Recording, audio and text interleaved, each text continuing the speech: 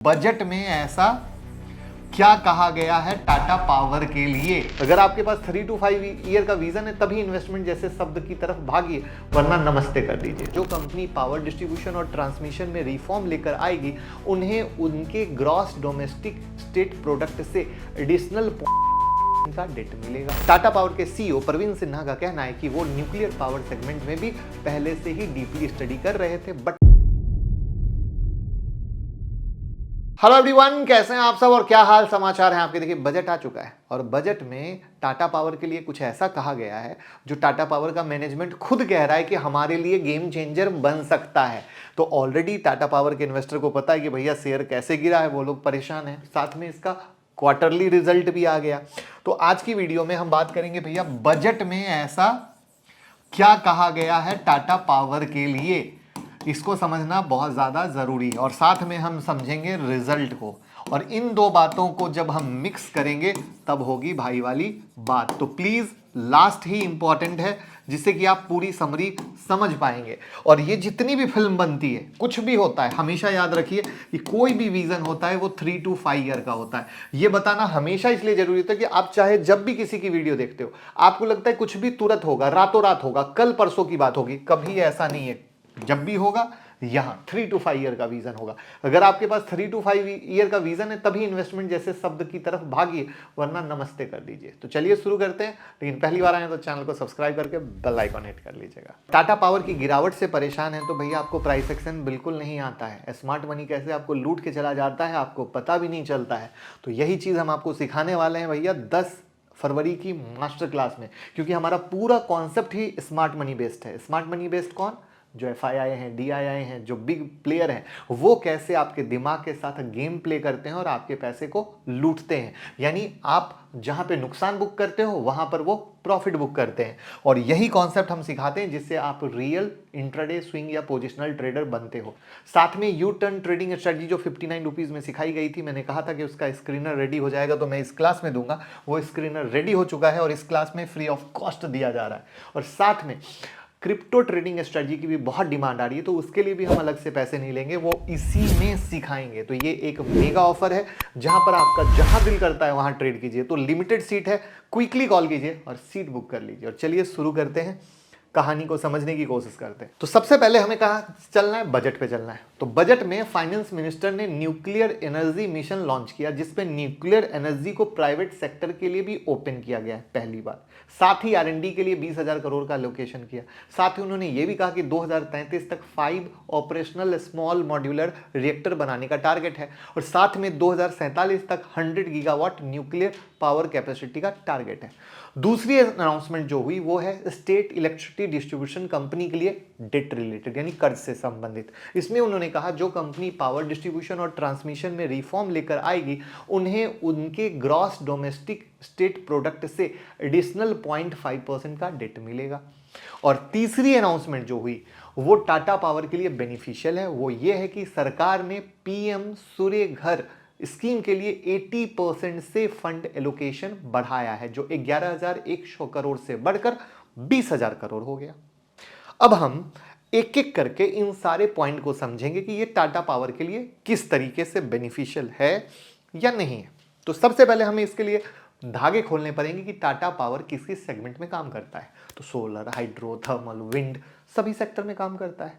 और टाटा पावर के सीईओ प्रवीण सिन्हा का कहना है कि वो न्यूक्लियर पावर सेगमेंट में भी पहले से ही डीपली स्टडी कर रहे थे, बट न्यूक्लियर पावर अब तक प्राइवेट सेक्टर के लिए ओपन नहीं था, बट अब ओपन हुआ है और टाटा पावर न्यूक्लियर सेगमेंट में भी आने के लिए रेडी है। तो टाटा पावर का इन सब सेगमेंट में डिस्ट्रीब्यूटेड कैपेसिटी यूटिलाइजेशन को समझने की कोशिश कीजिएगा।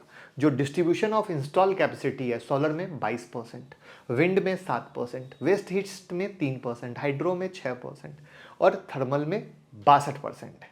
आई बात समझ में? तो यानी हर सेक्टर में काम कर रहा है। तो लॉटरी वाली बात ही लग रही है, लेकिन 3 से 5 साल में, रातों रात नहीं। अब बात करते हैं दूसरे अनाउंसमेंट का। अगर टाटा पावर की बात करें तो टाटा पावर का ऑलरेडी स्टेट इलेक्ट्रिसिटी ट्रांसमिशन और डिस्ट्रीब्यूशन में अच्छा प्रेजेंस है। तो जैसा कि अनाउंसमेंट हुआ कि अगर स्टेट इलेक्ट्रिसिटी डिस्ट्रीब्यूशन कंपनी अगर डिस्ट्रीब्यूशन और ट्रांसमिशन में अच्छे रिफॉर्म लेके आती है तो उन कंपनी को सेंट्रल गवर्नमेंट उनके ग्रॉस स्टेट डोमेस्टिक प्रोडक्ट से एडिशनल 0.5% डेट बोरोइंग अलाउ करेगी। तो अगर Tata power state electricity distribution और ट्रांसमिशन में अच्छे रिफॉर्म लाती है तो डेफिनेटली इस स्कीम का फायदा लेगी। सही कि गलत? समझाने का तरीका अच्छा लग रहा है ना? तो लाइक कर दीजिए और कमेंट में भी बताइए, वरना हम इंप्रूव कैसे करेंगे। हमारी कोशिश आपको समझाना है।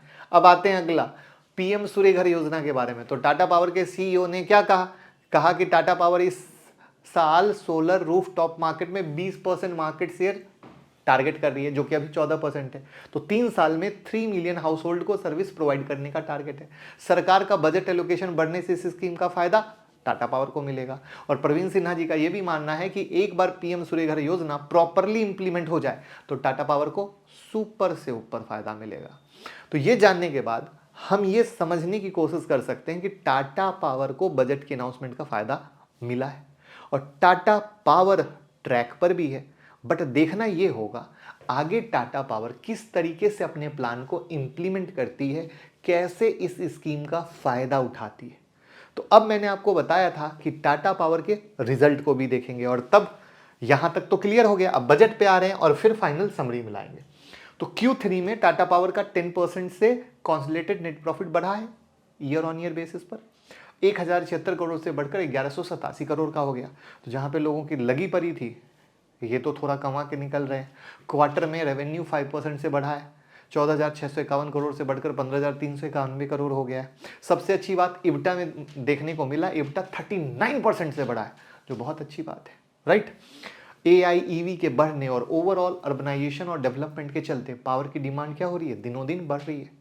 तो क्या हो रहा है, strong growth potential power sector के लिए टाटा पावर ने लास्ट 9 महीने में 12,000 करोड़ का कैपेक्स किया था, जो पिछली वीडियो में भी मैंने आपको बताया था। और इस क्वार्टर में और 10,000 करोड़ का प्लान कर रही है कैपेक्स का। कैपेक्स यानी कैपेसिटी एक्सपेंशन, राइट। तो टाटा पावर 2030 तक 70% क्लीन एनर्जी अचीव करने का टारगेट कर रही है।